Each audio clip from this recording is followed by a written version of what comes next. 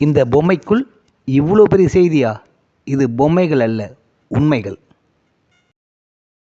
ஏங்க, நான் கேட்குறேன்னு தப்பா நினைச்சுக்காதீங்க.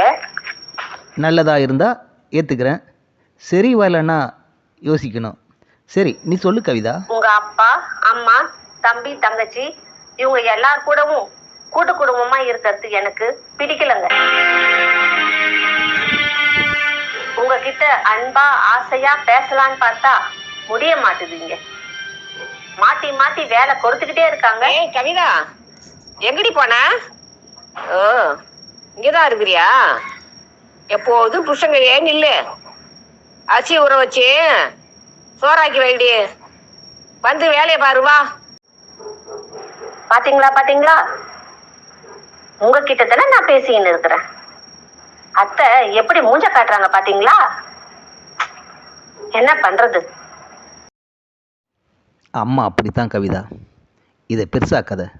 குடும்பம்னா இனிப்பு கசப்பு இப்படி இருக்க தான் செய்யும். சரி, நீ சொல்கிறத நான் யோசிக்கிறேன். இதுல என்னங்க யோசனை பண்ண வேண்டியது இருக்குது?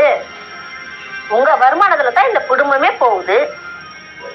நீங்க வாங்குற சம்பளத்துல நமக்கு தேவையானது எடுத்துக்கின்னு மீதியும் உங்க அம்மா கிட்ட கொடுங்க. என்ன, இப்ப நம்ம 2 பேரும் இல்லைங்க, 3ஆவதா ஒரு ஆளு என் வயிற்றுக்குள்ள இருக்குது. தெரியுதுல்ல, பார்த்து நடந்துக்குங்க. அனி, என்ன நீ இன்னும் என் சட்டை அயன் பண்ணாம இருக்கீங்க? நான் காலேஜுக்கு போறது உங்களுக்கு தெரியாதா? சீக்கிரம் வந்து சட்டை அயன் பண்ணுங்க. அண்ணி இதை வந்துடுவாங்கடா. நீ குளிக்க போ, நான் வந்து சட்டை அயன் பண்ணுறேன். உன் வேலையை நீ செய்ய கற்றுக்குடா. பாத்தீங்களா, உன் தம்பி காலேஜ் தானே படிக்கிறான். அவன் சட்டையை அவன் அயன் பண்ணி போட்டுக்க கூடாது? என்னதான் நான் ஒரு அப்பாவி பொண்ணா இருந்தா கூட என் தலையில எல்லாரும் சேர்ந்து இப்படி மிளகா அரைக்க கூடாதுங்க. என்ன கவிதா இப்படி பேசுகிற? இந்த குடும்பத்துக்கு நான் வேணா சோறு போடலாம், ஆனால் எங்கள் அப்பா தான் இந்த குடும்பத்தோட வேறு. அவருக்கு நல்லது கெட்டது எல்லாமே தெரியும். கவிதா, அம்மா என்ன சொன்னாங்களோ அந்த வேலையை சீக்கிரம் போய் செய், இல்லைன்னா அம்மா சத்தம் போடுவாங்க. போ போ. ஹலோ, நான் உங்க பொண்டாட்டியா இல்ல இந்த வீட்டு வேலைக்காரியா? ஆளாளுக்கு மிரட்டுறீங்க.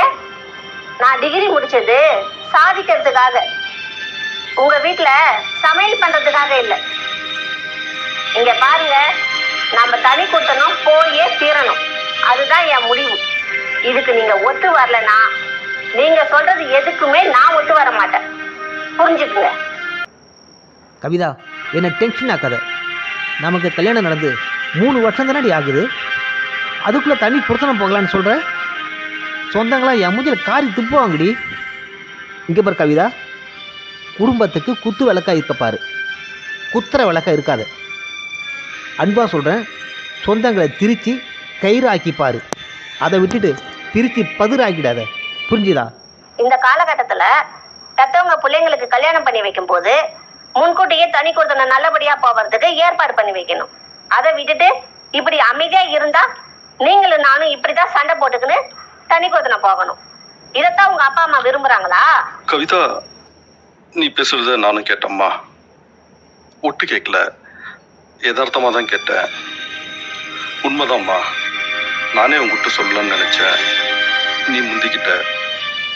புருஷன் முண்டாட்டி சண்டை போட்டுட்டு தண்ணி குடித்தனம் போனீங்களா, அது அவ்வளோ நல்லா இருக்காதும்மா. அத்தை மாமா எங்களுடைய அனுமதியோட போனீங்களா நல்லா இருக்கும்.